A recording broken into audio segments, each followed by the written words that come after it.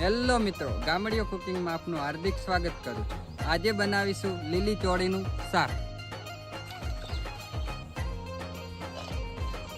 લીલી ચોળી,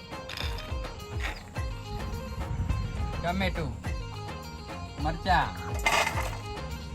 તેલ, રાઈ, જીરું, ચોળાફળી,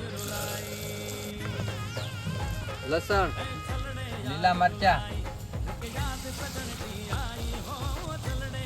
ટમેટા, તીખું મરચું, કાશ્મીરી મરચું, ધાણા જીરું પાવડર, પાણી,